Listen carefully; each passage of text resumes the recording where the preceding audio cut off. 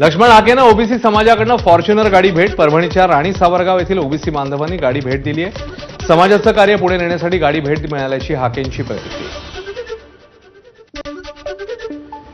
यंदा जून ते सप्टेंबर दरम्यान महाराष्ट्रामध्ये सरासरीच्या 106% पावसाची शक्यता. भारतीय हवामान खात्याचा अंदाज. तर जून महिन्यात सरासरी 108% पावसाचा अंदाज.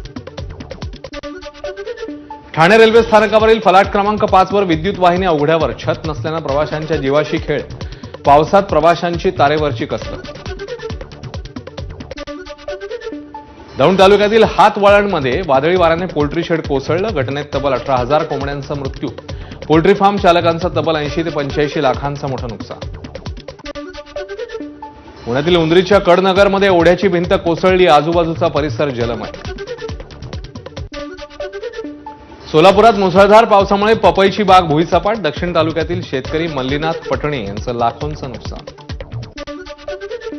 मोदी सरकारला 11 वर्ष पूर्ण. त्याच पार्श्वभूमीवर भाजप देशभरात राबवणार अभियान. सरकारने 11 वर्षात केलेल्या कामांची जनतेला दिली जाणार माहिती. उत्तर प्रदेशच्या गाझियाबादमध्ये लिफ्टमध्ये मस्ती करणं चिमुकल्याच्या अंगाशी. उलटसुलट बटणं दाबल्यानं अडकला लिफ्टमध्ये. सिक्युरिटीकडनं सुटका. Video viral.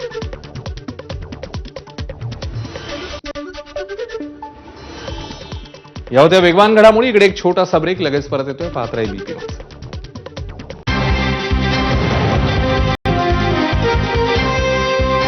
रिटायर झाल्यानंतर गुडघे दुखायला लागले. थकवा आल्यासारखं वाटायचं. कमर पण दुखायची. अमृत नोनी आर्थो प्लस 4 ते 5 महिने घेतलेलं आहे. माझ्या नातीबरोबर खेळायला वगैरे जाऊ शकतो. पण आता नी कॅप वगैरे घालायची काहीच गरज वाटत नाही. मला अजून पुन्हा पोलीसमध्ये भरती व्हावं का काय असं वाटायला लागले. दर्दमुक्त जीवन के लिए अमृत नोनी ऑर्थो प्लस.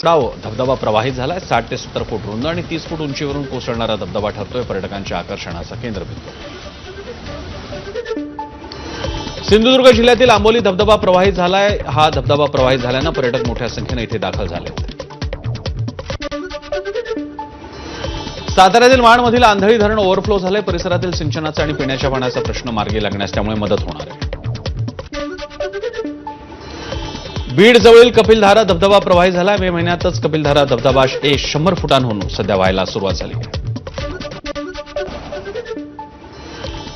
फलटणमध्ये दुचाकीचा पुराच्या पाण्यात वाहून जाणाऱ्या तरुणाला काही धाडसी तरुणांनी वाचवलं. या साहसी तरुणांच्या धाडसाचं सर्व स्तरातून कौतुक होत आहे. दौंड तालुक्यातील हातवळणमध्ये वादळी वाऱ्यानं पोल्ट्री शेड कोसळलं. या घटनेत तब्बल 18,000 कोंबड्यांचा मृत्यू झाला. पोल्ट्री फार्म चालकाचं तब्बल 80 ते 85 लाखांचं मोठं नुकसान झालं. रायगडच्या रोहा तालुक्यात मुसळधार पावसाचा फटका बसल्यानं घर कोसळलं आणि त्यामुळे मोठं नुकसान झालंय.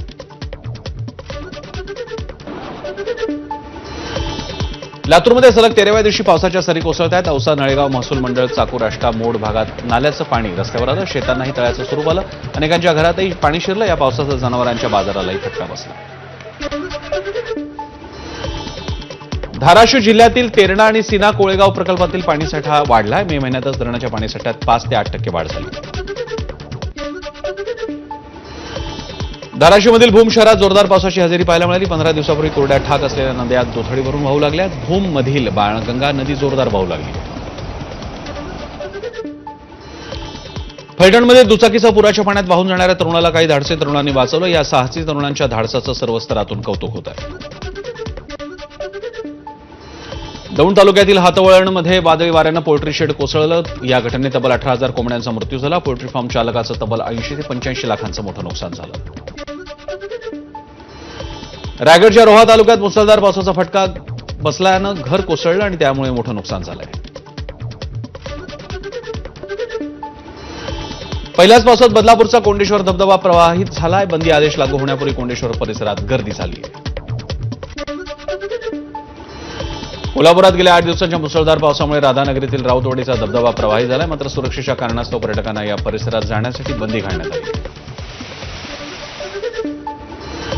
सोलापूर जिल्ह्यात झालेल्या मुसळधार पावसामुळे बार्शीतून वाहणारी भोगवती नदी ही मे महिन्यातच प्रवाहित झाली. मागील 4 महिन्यांपासून नदी कोरडी होती. मागील 50 वर्षात पहिल्यांदाच मे महिन्यात इतक्या मोठ्या प्रमाणात पाऊस झाल्याचं शेतकऱ्यांचं मत. धबधबा प्रवाहित झालाय. 60 ते 70 फूट रुंद आणि 30 फूट उंचीवरून कोसळणारा धबधबा ठरतोय पर्यटकांच्या आकर्षणाचा केंद्रबिंदू. सिंधुदुर्ग जिल्ह्यातील आंबोली धबधबा प्रवाहित झालाय. हा धबधबा प्रवाहित झाल्यानं पर्यटक मोठ्या संख्येनं इथे दाखल झाले. साताऱ्यातील माणमधील आंधळी धरण ओव्हरफ्लो झालंय. परिसरातील सिंचनाचा आणि पिण्याच्या पाण्याचा प्रश्न मार्गी लागण्यास त्यामुळे मदत होणार आहे.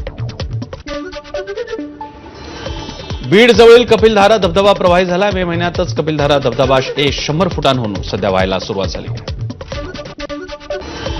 सोलापूर जिल्ह्यात झालेल्या मुसळधार पावसामुळे बार्शीतून वाहणारी भोगवती नदी ही मे महिन्यातच प्रवाही झाली. मागील 4 महिन्यांपासून नदी कोरडी होती. मागील 50 वर्षात पहिल्यांदाच मे महिन्यात इतक्या मोठ्या प्रमाणात पाऊस झाल्याचं शेतकऱ्यांचं मत.